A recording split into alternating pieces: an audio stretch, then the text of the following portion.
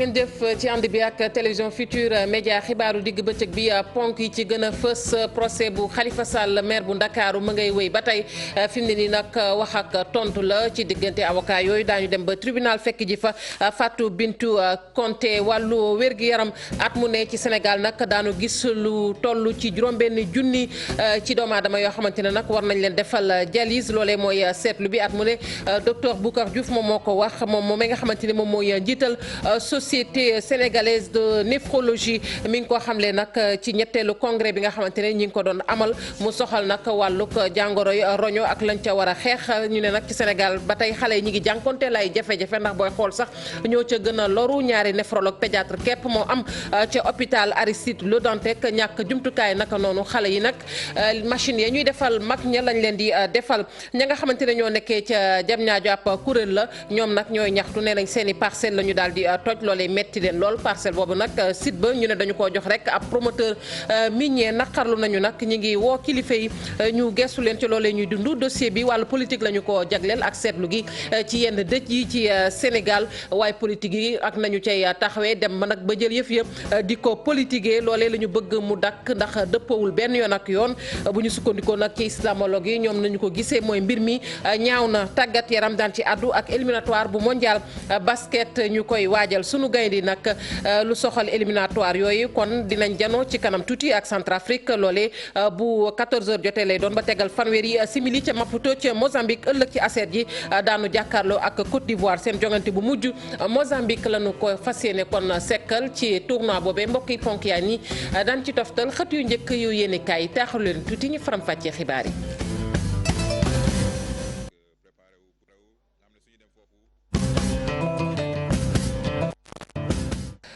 dalee nag jàmm ci xibaaru digg bëccëg bi ñu tàmbali ko ak procès bu Khalifa Sall ni ma ko waxee woon tribunal la ñuy dem rek fekk ji fa Fatou Bintou Conté Fatou Bintou nuyu naa la. waaw maa ngi lay fay Fatou Kiné.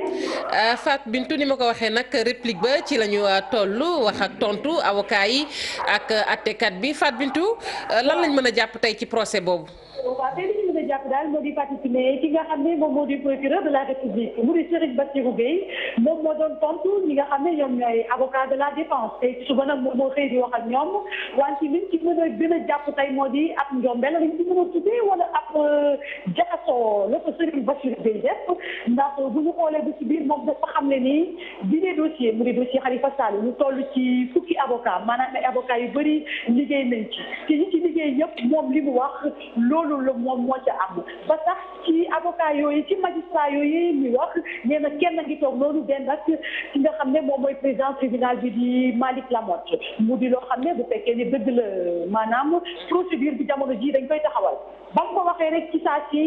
avocat de la défense bii di maître Ousseynou Fall dafa jug ña ko waxaatal li nga wax ndax bu fekkee ne kàddu yi nga wax loolu laa dégg moo ni ci magistrat yi toog fii am na koo xam ne loo xam laaloon na ci dossier bi bu boobaa nañu taxaw léegi arrêté li nga xam ne moom mooy procédure bi léegi mu nekk jaxasoo boo xam ne tribunal bi ñëpp jug jaxasoo am wax ji bari moom Serigne Bassirou Gueye taxawaat ne moom loolu musu koo wax ñàkk wax boobu sax tax na ba président tribunal bi nga xam ne moom moo di Malick Lamotte taxaw ni fi mu toll nii ñoom ñi nga xam ne ñoom ñooy magistrat yi muy wax ak maître Ousseynou Fall ne ko jàppal ni gëmal ni li ma la wax ni ñun ci biir loxo musu cee laal mu nekk jiixi jaaxa boo xam ne Serigne Bassirou Gueye taxawaat ne moom loolu musu koo wax ba tax ni sax moom def na enregistrement li mu jot a wax nii balaa moo jekkali ki nga xam ne moo di avocat mairie bi de Dakar mu di maître Ousseynou Gueye taxawaat ne ki nga xam ne moo di Serigne Bassirou Gueye defaat na beneen njombe moo di lan dafa enregistré ci bu ñu fekk dañoo respecté normes standards internationaux yi enregistrement warul am ci biir tribunal bi li tax muy enregistré réquisitoire am loolu na ci président tribunal juge Lamotte wax yu ko yi commencé ñu suspendre séance bi lu mat fukki waxtoog lu teg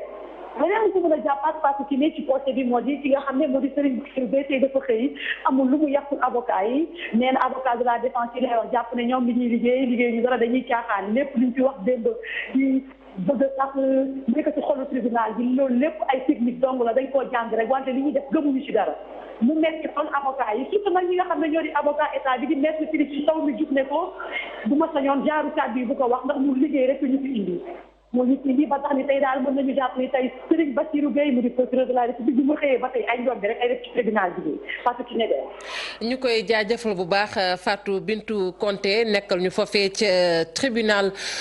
ñu bàyyi la rek nga gën ñu toppal boobee procès waxoon naa ko li ñuy gis fii ci Sénégal at mu ne ci ay doomu aadama ñu war a defal nag dialyse gannaaw nag jàngoroy roño yu ñu amee jéggi na dayoo juróom-benn junni at mu ne professeur Boucar Diouf moom ma ko wax moom mooy njiital société sénégalaise de néphrologie mi ngi ko xamle nag ci ñetteelu congrès bi nga xamante ne société bi kon door na ko fii ci Ndakaaru bu weesoo loolu tamit nee na lépp rek mi ngi aju ci ñu gën a yokk nag centre de dialyse yi ci Sénégal bu fekkente ne bëgg nañu taxaw mboolem ñu amee jàngoroy roño Habib Faye.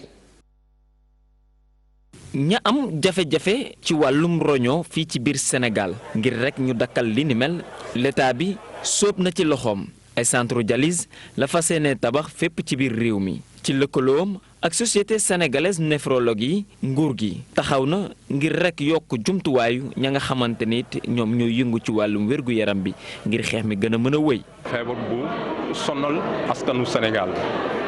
ba tax na gouvernement du Sénégal jël ci ay mesures yu am solo mesure benn bi mooy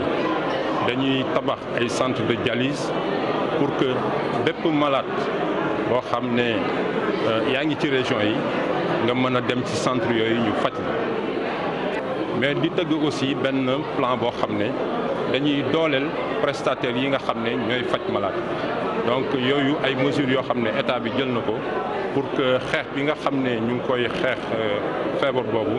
ñu mën koo gagner. loi gi jëm ci wàllum nit may moroomam lii di roñoo loole wote nañ ko ba noppi waaye nañ koy jëfee rek des na. mais xam nga soo tëralee loi bi daa am ñu mu war a àndal daa am benn décret présidentiel boo xam ne moo war a teg organe maanaam ñi nga xam ne ñooy saytu kan mu war a transplanté nu ñu war a transplanté ak surveillance bi pour xam toujours kii bi ni muy doxee organe boobu processus boobu ci lañ nekk pour décret boobu une fois que ñu def décret bi ñu créé organe boobu mooy wax hôpital bi moo mën a transplanté kii moo mën a transplanté et puis ñu dem ci. li des mooy décret d'application loi bi décret bi defar nañ ko ba pare mu ngi ci circuit adoption te am nañu yaakaar ne ci lu yàggul dara décret bi dinañ ko adopté su ko defee xeex ñuy xeex ci feebar bi mu gën di yomb. bi yoon di ñetteeli congrès bu société sénégalaise bu néphrologie door nañ ko ci alxames gi mu ñu fas yéene koo jeexal niki ñaar fukki fan ak ñeent ci weeru février gi loolee tax na ñoom ñii di néphrologue yi fas yéene waxtaanee li jëm ci jafe-jafe yaay am ci nit ki jël roñoom may ko keneen ka nga xam ne yittewoo na ko fii ci diwaanu Afrique subsaharienne. loole nag muy décret d'application boo xamante ne war nañu ko matale ba noppi bu fekkente ne rek bëgg nañu loolee am muy nag ku soxla roño kenn ku ko mën a may ku ne nag mën kaa def fii ci Sénégal ñu gis ni ba nëga ni donte nag loi ba ma nga ca assemblée nationale décret bi kon des na faaw ñu jëfee ko waxoon naa ko sànq la ñuy gis nag ci ñi ñu war a jalis ci Sénégal lim gi jéggi na dayoo at mu ne juróom benn junni daanu ko gis loolu ñu xamle ko ni ki démb ca congrès boobee ñu teewlu professeur Boucar Diouf moom mooy jiite société de néphrologie fii ci Sénégal. vous savez que l'insuffisance rénale li nga xam ne moo di insuffisance rénale day gën di dem waaye tamit bëri na ci ay fànn yoo xam ne ci lay ne benn tamit buñ ko à peu près rek amaguñu benn jàngat boo xam ne def nañ ko ci buy firndeel bi le mbir ci suñu xalaat juróom benn junni at gu jot daañu gis ni am na ñoo xam ne am nañ bile jàngoro waaye tamit ci ab tënk la fii ci biir Sénégal. taxul ñu ne insuffisance rénale soo ko amee rek da ngay dem defi dialyse déedéet bi la mbir ci juróomi fànn la ci biir juróomi fànn yooyu bu mujj gi ci la ki feebar dem ñu defal ko lii di dialyse waaye ngir moytandiku feebar gi nag la ca war rek mooy doomu aadama bi muy faral di defi lii di dépistage te ñi ñuy defal dialyse téeméer goo jël ñaar la ci loolee tamit mi ngi dépendre ci nombre centre gi nga xamante nit am na fii ci biir réew mi ci lañ gën a mën a xamee ñaata nit la ñuy dialyser. xale yi am nag jàngoroy roño ñoo gën a am ay jafe-jafe ci Sénégal ndax ci seen wàllu pàcc lu ne la ñuy daj boo xoolee ñaari néphrologue pédiatre képp moo am ci Sénégal te ña nga nekk nag ci hôpital Le Dantec loolee di ay jafe-jafe leneen gën a yéeme muy nag jëmtukaay yooyu nga xamante ne moom la ñu war a jëfandikoo lu ca mel ni machine ya war a defee dialyse yu mag ya la ñuy jël di leen ko defal ñoom gone yooyu mu nekk loo xamante ne daal faaw ñu xoolaat ko lu ci mel ni rek gën a tàggat ay docteur ci wàllu woowee waaye tamit amal ay unité de dialyse ngir nag tout tànk yi ñu dem ba fële ca Diamniadio ak ab kuréel gu fay ñaxtu nee nañ nag seen i parcelle daal la ñu toj ña ngi ca joxañ baaraam tuuma nag ab promoteur minier buñ ne moom la ñu jox site ba loolee nag metti na leen ba tax na ña ngi koy kalaame kilifay réew mi ñu teewlu ci Ibrahima Niabali moom mooy secrétaire administratif bu kuréel googee ci micro Ousseynou Thiam Bira Diagne. li ñu booleeg benn waay bu naan Ibrahima Diagne depuis 2009 lañ fi am ay terrain yi maire bi jox nañu ordre de recette te mu ngi woon ci tànk jox ñu ay këyit pour wane ne ñoo ko moom waaye bi 2012 commencé la jàmm jeex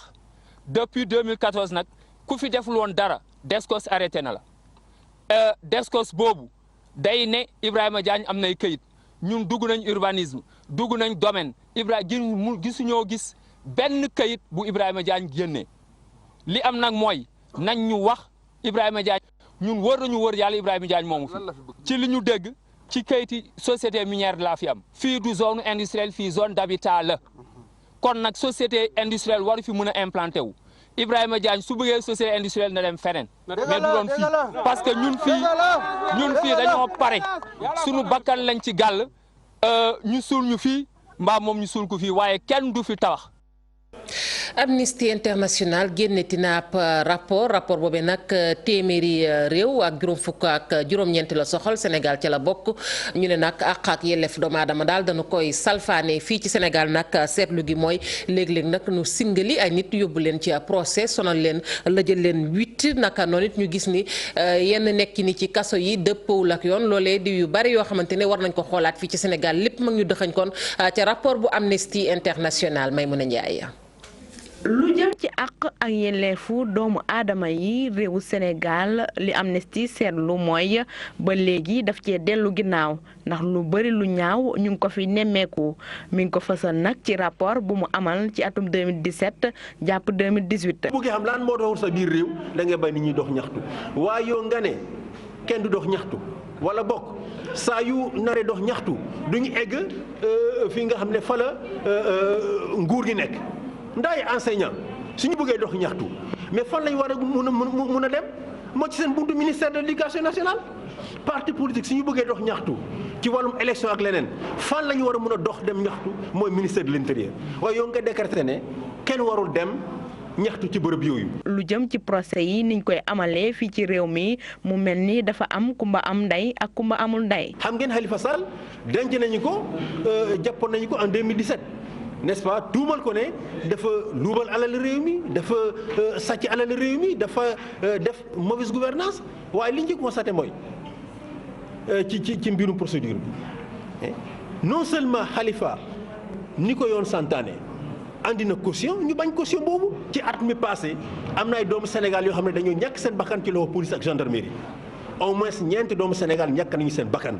te loolu yëpp li ko andi mooy maltraitance bi nga xam ne moom lañ leen di teg ci bërëb yooyu. rapport bu 2017 bu Amnesty International wax na it ci xale yi nga xam ni ñooy wuyoo taalibe nekkoon ci mbedd yi ñu bëggoon ne fee jëlee ba léegi Amnesty ne dañoo sënum suuf. nee nañu jot nañu génne ci mbedd mi lu mot junne ak juróom téeméeru xale waaye li ñu constaté mooy ci junne ak juróom téeméeru xale yooyu au moins junni ci xale yooyu delluwaat nañu ci biir mbedd mi di yelwaat loolu mooy li ñu doon wax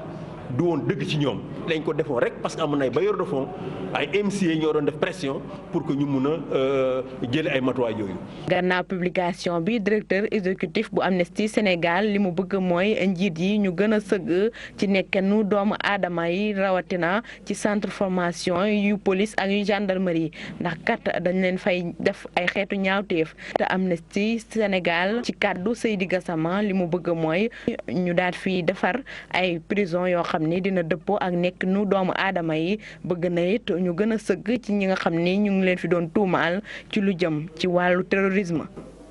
Ismaïla Madior Fall tontu na Amnesty International ci rapport boobee moom rapport ba jàpp na ni du rapport bu wér rapport boo xamante ne dafay dingat ak yelleef doomu aadama ci Sénégal mu nekk loo xamante ne nag kenn mësu koo nemmeeku ci sunum réew moom rapport boobu defu ko muy rapport ñu teewlu ay kàddoom ci micro Fatimata Ba. suñ koy wax li ñu gën a ràññee ci moom mooy d'abord dëkk la boo xam ne dafa am stabilité politique ñaar dëkk la boo xam ne démocratie la. c'est-à-dire que fii ku mu neex nga samp sa parti politique ku mu neex nga bokk ci élection def nañ fi ay élection am nañu ñaari alternance fii démocratie la su ñuy wax démocratie Sénégal dafa bokk ci démocratie gën a yàgg ci àddina bi du ma wax Afrique de beneen bi mooy Sénégal dañ ko ràññee ci affaire respecter droit de l'homme du dëkk boo xamante ne dafa am ay prisonniers politiques fii du dëkk boo xamante ne dañuy jàpp journalistes yi leen yóbbu kaso. mais ñoom jàpp nañu Khalifa Sall prisonnier politique la. waaw xam nga Khalifa Sall comme fi mu nekk nii procès bi la ñuy def moo tax ban en tant que ministre de la justice bëgguma dugg sax ci wàllu procès bi en tant que ministre de la justice moom damay bëgg toujours mu nekk un procès équitable ba nga xamante ni dañuy respecter aussi droit wu ñi nga xamante ni dañ leen accusé mooy ay mu nekk Khalifa Sall mu nekk Imam Ndao bi nga tudd sax gis nga fi mu nekk nii procès bi commencé nañ ko. rapport boo xamante ni dafa nekk ci droit de l'homme Sénégal mun nañ ko xool mun nañ ko saytu su amee ay recommandations yu baax ñu mettre ko en œuvre mais rapport boo xam ne moom dafa bëgg xas Sénégal naan fii kenn respecté wu fi droit du rapport bu crédible. mu nekkoon jëwriñ ji dénk wàllu yoon Ismaïla Madior Fall ger gi fii ci Sénégal jéggi na dayo ba tax na sax ñu ne ma nga ca jaune rouge ba kon ca la des bu ñu sukkandikoo ci Transparency International moom mi nga xamante ne kon moom moo def boobee indice ñu ne nag loolee ngir ñu xeex ko faaw ñu dooleel OFNAC di kër gi nga xamante ni moom mooy gën a xeex wàllu ger fii ci Sénégal jox na ko nag ay jumtukaay yu dëgër bu fekkente ne bëgg nañu kon sunu koom gën a jëm ca kanam ñu teewlu ci ki nga xamante ni moom moo jiite département droit économique ak socio-culturel ca RADDHO ci micro Maymouna Ndiaye. kuréel bi nga xam ne taxawal nañ ko pour mu xeex ger kuréel boobu amul sañ-sañ bu toll ni su jàppee ger fenn bu seetloo ger fenn mu mun a yóbbu affaire bi tribunal ndax dooleem demul ba foofu loi bi mayu ko doole boo xam ni dina mën a yóbbu mbir mi ba tribunal ñu layee ko foofu loolu jafe-jafe la of nag dañ ko war a gën a jox doole ngir moom bu gisee ni lii ger la mu yóbbu ko foofu muy mbaxane nekkee benn of nag mi ngi fi Cour des comptes mi ngi fi ak yeneen bon waaye of nag daal boo gisee affaire u ger dëgg-dëgg of nag moo ko war a yor. beneen rapport a ngi nii ñu ne nag def nañu ko rapport boobu nag soxol waxtaan wi nga xamante ne kon laloon nañu ko mu jëm ci processus électoral ba mu noppee nag bari nañu ko dingat bokk na ci waa société civile ndax ne nañ rapport ba daal def nañu ko waxtaan yi tamit buñ jàpp ni kon ñëpp mankoon nañu ci déggoo muy parti politique yi muy ci processus électoral bi ndax ba nëga ni am na ci ay poñ yoo xamante ni kon jubboowuñu ci poñ yooyee bokk na ci li nga xamante ni duppee nañu ko système de parrainage naka noonu bulletin unique bi ba ci nag wàllug nationalité dañ ci ànd ak Mame Biram Diouf. buy lim poñ yi nga xam ne nag déggoo amu ci ak yeneen yi nga xam ne sax laaj na ñu sëggaat ci méttit lay am moom mu Ndiaye Cissé jëm ci poñ yi nga xam ni kon laal na juróom-ñett ponk ya nga xam ne ni moom la ñu nas ci terme de référence yi. ñaari moo ci am déggoo mooy ñu saytu ñu évaluer fichier refonte bi maanaam ni ñu defee tëggaatu fichier bi beneen bi mooy ñu def auditu fichier bi alors mu dem yeneen juróom benn poñ yoo xam ne amul déggoo bu ci war mooy lu jëm ci parrainage maanaam conditions yi ñuy participer kan moo mën a nekk candidat loolu déggoo amu ci. mu jëm ci caution bi alors foofu sax lu tane si déggoo mën nañ ko wax parce que nangu nañ ne nañ ko wàññi ñaata lañ koy wàññi loolu xamaguñu mu jëm ci lu ñuy oowee statut opposition bi et son chef maanaam kii nekk njiitu opposition bi ak ban statut lañ koy jox foofu déggoo amu fa ak nu ñuy rationaliser parti politique yi foofu tam déggoo amu fa am na beneen point si bu ñu waxoon ci wàllu mandat président bi parce que wàllu mandat président bi ñëpp dañu jàpp ne dafa am fulu ci ndax mën na def troisième ou non mandat nationalité candidat yi ba quel moment la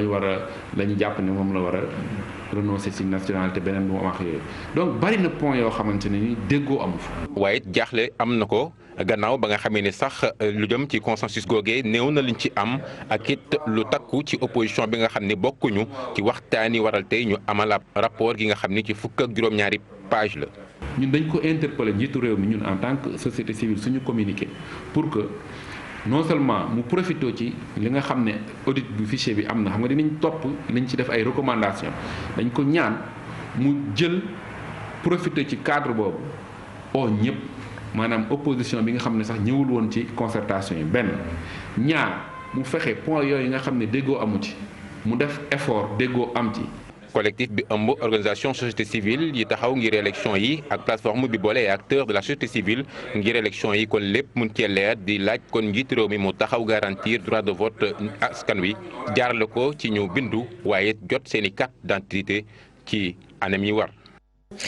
secrétaire général bu convergence socialiste Abba Mbaye ma nga woon ca Guet Ndar foofe nag ngir rek yeggee njaaluk Khalifa Sall njabootuk Saliou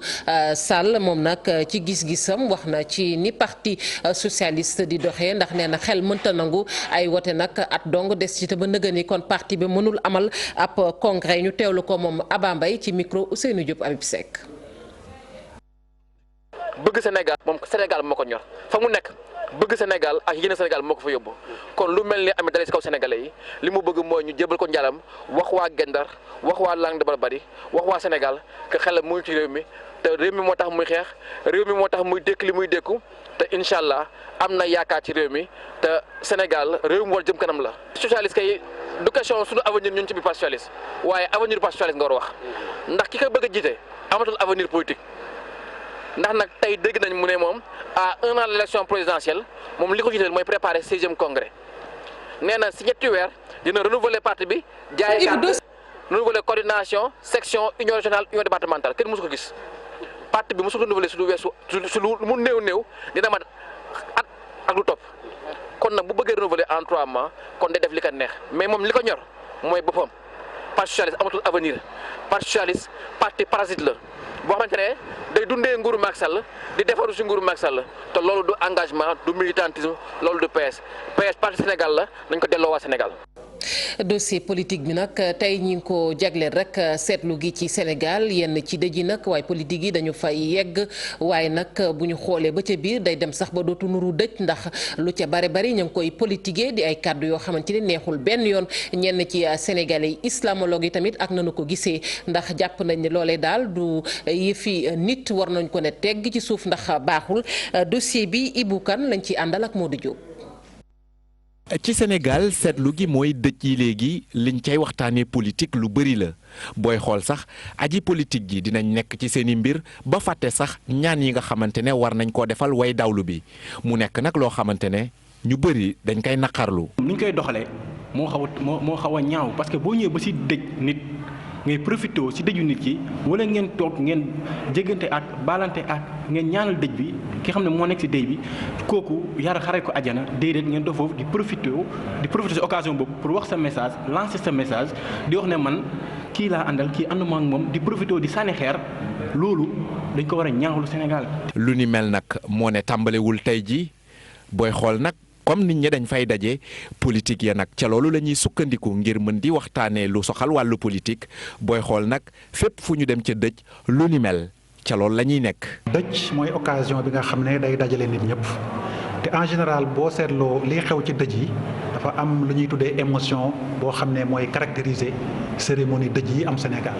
occasion la pour ñëpp retrouver wu mais aussi occasion la pour xel yi dellusiwaat alors comme occasion la pour xel yi dellusiwaat généralement politiciens yi daan ciy profité parfois nag seetlu nañ ne dañuy dem ba ci biir mu mel ne dëj amatul alors dafay dem ba nuru ndaje politique loolu nag damay rappeler ne du lu bees. commencé na depuis temps Abdou Diouf continuer si temps Ablaye Wade mi ngi continuer si temps Macky te je pense que bu continuer nii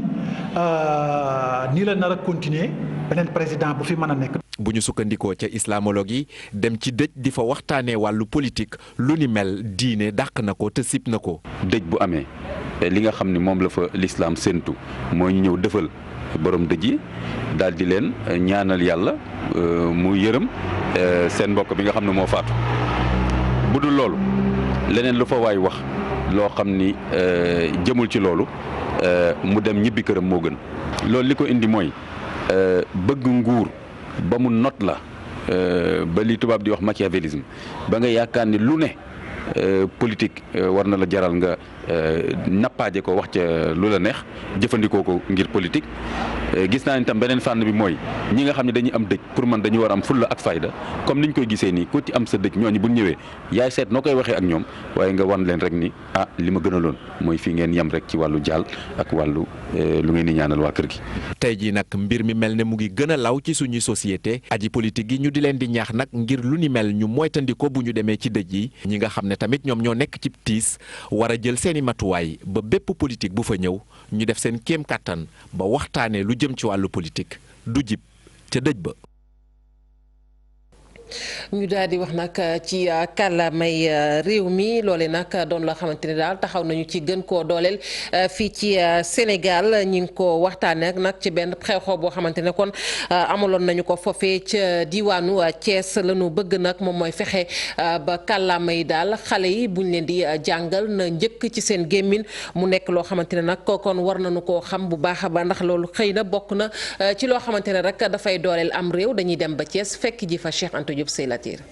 Fandène la ñu tàmmoon doon fa fësal bëccëg bi nga xamante ne moom la ñuy màggal làkk réew di kàllaama gi ñu nàmp ñu gis ne Fandène dañ ci jëf ay jéego yu am solo ndaxte ay tout tànk yu matagul dugg l'école ñoom la ñuy jël di leen jàngal ci kàllaamay noon ak kàllaamay français ngir ñu gën a mën a yeewu laataa ñuy dugg l'école. xale yi dañuy jàng ci kàllaama noon ñaari at ñetteelu at bi ñu jàng tubaab pour que mu ubbil leen bu ñuy dem CI fekk ñu ñor ñu xam seen làkk xam ay araf yu bare ci suñu làkk waxuma sax noon gi. même laala war na ko def ndut war na ko def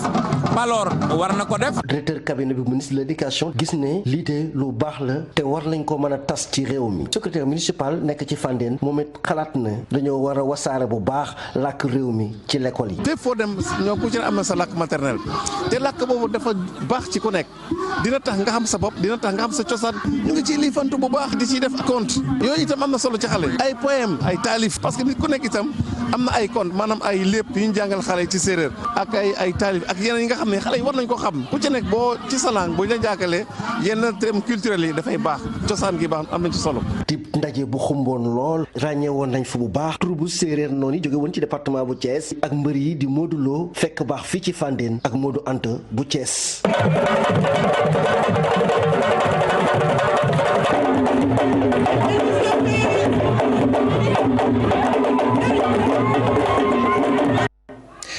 ñu génn Sénégal nag yegg ba Paris foofee nag mu amal salon de l'entrepreneuriat boo xamante ne def nañu ko foofu Sénégal nag mooy invité d'honneur ba njiitu jëwriñ bu France di Édouard Philippe yegg na ba ca stand bu Sénégal xool na ko nemmeeku na ko am nañu nag yaakaar ci boobee salon ne Sénégal nag dana ca jëlee ay njeexital ci wàllu koom Ibrahima Camara. ñaax investisseurs yi ngir ñu am fit ñëw investir ci Sénégal mooy mbébétu délégation sénégalaise bi dikk ñëw teew si fii si salon bi ñu jagleel wàllu investissement fii ci Paris. Très satisfait. Le Sénégal y est représenté, très bien représenté. mbégte lañ ci am ndaxte gis ngeen ni délégation Sénégal bi taxawee ak i tamit cër bi nga xam ni jagleel nañ leen ko gis ngeen itam mbooloo bu takku bi nga xam ni ñoo ñu wuy si ndaje mi ñëw wuy si sénégalais yi. Vraiment à travers ce qu'il propose a eu des adhésions en masse. Et c'est un honneur pour le Sénégal d'être aujourd'hui. sag la ci Sénégal ci teewaay bi nga xam ni teew nañ ko fii ci salon bi ni mel ak it li nga xam ni ci ñor na nit ñi dëgg-dëgg jëm ci Sénégal. Il a été mis en avant ici à Paris. Elimaanu jëwriñ yu France di Édouard Philippe dikk si makkaanu Sénégal bi délégation mim réew mi séntu si lu sori lool. Les Français ont clairement manifesté un désir de s'associer avec des structures publiques et des structures privées pour réaliser leurs projets. Les perspectives sont très bonnes. Là, je viens d'échanger avec quelqu'un. am nañ yaakaar lool ci ndaje mi te yaakaar naa ni daan ci jëlee lu am solo loo xam ne dinañ ko mën a yóbbu Sénégal. Avec une dizaine de projets sur lesquels nous pourrons travailler. ñi fi teewal nguuru Sénégal àdduna daanu fi jëlee lu mën a suqali Sénégal. Alors, dans ce cadre, le plan se décline en 3 axes. jaajëfal ko bu baax Ibrahima Camara ñu wax ci tàggat yaram ak sunu gaynde nag ëllëg ci aser ji seen ñaareelu jongante seen diggante ak Côte d'Ivoire lay doon dibeer nag ñu daal di kon fas yéene jano ak Mozambique ci fàttali éliminatoire yu coupe du monde yooyu ci wàllu basket ci atum 2019 ci zone Afrique kon fukki tournoi ak ñaar lay doon ñu des ba tey ci tàggat yaram ak juróom-ñaareelu édition bu 10 kilomètres bu Saint-Louis ca ndax lañu koy amalee ci aser ji nag lay doon lu jege junni ci ay athlètes ñu ngi leen di xaar kon ci course boobee ñu war a bàyyi ko nag fu ne ci Sénégal solo si nag mooy fexe rek ba ràññee athlètes yi nga xamante ne nii ku leen toppatoo topp leen bu baax a baax ëllëg daañu doon lu mag a mag ci wàllug athlétisme ñu teewlu ci Cheikh Tidiane Camara moom mooy président bu ligue d'athlétisme bu Saint-Louis ci micro Ousseynou Diop. fexe tam ba ci compétition yi. nu mën ci gis ay athlètes yi nga xam ni yaakaar na ni bu leen toppatoo daanu réaliser de bons résultats ndax athlète buy daw lu mat 4 kilomètres 5 kilomètres 10 kilomètres def ci temps bu normal kooku ku ko toppatoo tuuti rek mën na nekk athlète bu am solo.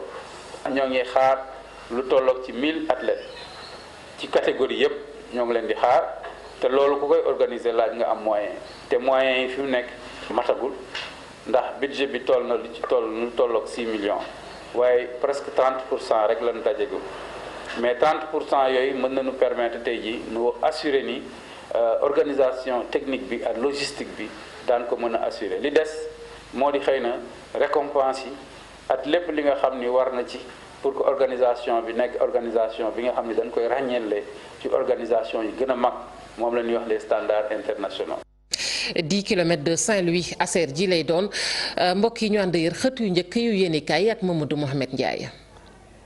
xàcc bu yàgg baa ngay bëgg a dal las ne nañu ministre transport Abdoulaye Daouda Diallo gàddu na leraw ga fas yéene rëq ndiggi chauffeur yi dëkkee faat askan wi ci accident ubbil yéenekaay bi blessé yi amoon ci accident ba woon ci yoonu Poroxaan wi ñoom la Abdoulaye Daouda Diallo seeti woon hôpitalu Kaolack fa la waxee ne li ñu doon wax mu di tere wote transport en commun yi ñuy daw dëkk ak dëkk à partir de 22h ba 6h ci fajar loolee léegi tey ñu tàmbale ko ci réew mi wàllu permis à point it mu di chauffeur bu defati njombe ci kaw tali bi ñuy wàññi say poñ ci sa permis ba keroog ngay ñàkk permis ba loolee gën ko yàgg danañu ko tàmbale doxal ci réewum Sénégal ci weeru sulet ministre transport di Abdoulaye Daouda Diallo ne matuwaay yooyee nguurug Sénégal bëgg a jël loole rek la gis ne bu ñu ci taxawee accident yi dinañu wàññeeku ci réew mi l'observateur nañu accident boobee amoon ci yoonu Poroxaan wi ña ca faatu seenub lim yokku na mën nga léegi ci fukki doomi aadama ak benn kenn ci ñiy faatu ci yoonu Poroxaan wi di sandarma Massar Diop bokkoon ci cortège Ousmane Tanor Dieng ba doon dem ca Poroxaan source a nee nañu sandarma yi réew mi dañu caa mere Ousmane Tanor Dieng mer mu rëy ndax nee nañu ni mu doxalee moo ñaaw accident ba am na Massar Diop faatu na Ousmane Tanor Dieng xaarul sax sapeur pompier yi ñëw jël néew bi dafa duggaat ci wataam continuer dem Poroxaan ndax nee na amatug jot jëfam jooje yéenekaay bi nañu moom la ko sandarma yi mere ndax nee nañu lu mu ñàkk-ñàkk yitte waroon naa taxaw xaar ba sapeur yi ñëw jël néew sandarma bi yóbbu muy soog a dem ñu dem ca Touba ak Direct Info mi xëy yeewu di waxtaane wàllu politique nee nañu ci wote présidentielle yi 2019 yi ñu jëm mbiri naruta yomb ca Touba la bataille de Touba noo def mu am fa ci diggante Karim Wade mi war a sàmm waaye ak cër ba fa bàyyim Abdoulaye Wade am Idrissa Seck mi rax ci yëf yeeg Macky Sall mi toog di leen yeeru l'observateur mel ne ku naan ñu Macky Sall li koy yoota ëpp doole li muy yeeru ubbil yéenekaay bi ñenn ci opposition bi ñoo ngi topp ay tànkam ndax moom Macky Sall 2012 mu bëggee fallu dafa dugg réew mi ruq-ruqaat yëpp mu dem fa loolee nag Idrissa Seck ma nga ca Abdoul Mbaye jaar na ca Malick Gakou noonu Khalifa Sall it ma nga ca woon laata coowal caisse d'avance bu mairie bu Ndakaaru bi di ñëw di dal ci kawam ba koy fotoñ di ko yóbbu kaso Walf Fadjri nañu démb ci tribunalum Ndakaaru ci la yow moo ki gaayam yëfi tàngoon na jër maître Doudou Ndoye bokk ci avocat Khalifa Sall yi ne fa Suisse Malick Lamotte boo bàyyee percepteurs yi ñu dem na nga fexe ba bàyyi Mbaye Touré ak Khalifa Sall Sud Quotidien nañu démb ci njëlbeenu bés bi mujj ci layab ñoom Khalifa Sall bi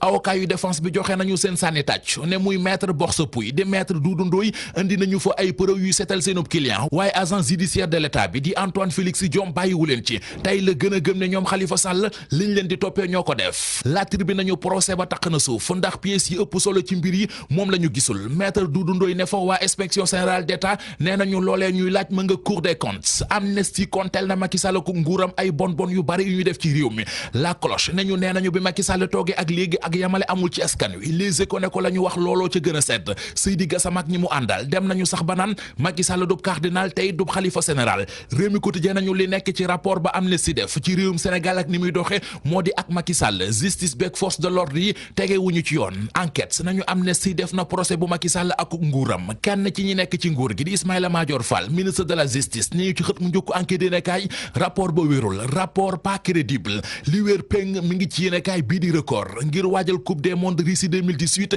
record nee nañu gayndey Sénégal yi danañu football ak équipe nationale bu Bosnie talaata ñaar fukki fan ak juróom-ñaar ci weeru mars la ñu koy football bu 6 heures ci ngoon jotee ca Havre ga ca France quartier camp des nawetaan ga ca Tambacounda lu yéeme moo fa xew yër leen xët mu njëkk l'Observateur benn waay bu ñu naan Mamadou Saliou Bangoura di ab docker maanaam baara ñinde moom la ñu fa jiiñ viol ba yóbbu ko tribunal di ko àtte l'Observateur nañu waaye waa ji ba mu taxawee ca kanamu siis ba daf ko ne damaa yomb L'Obs nañu yamu ca sax ne dem na ba naan siis bi boo bëggee mën naa summeeku fii wan la li ma yor nga xool.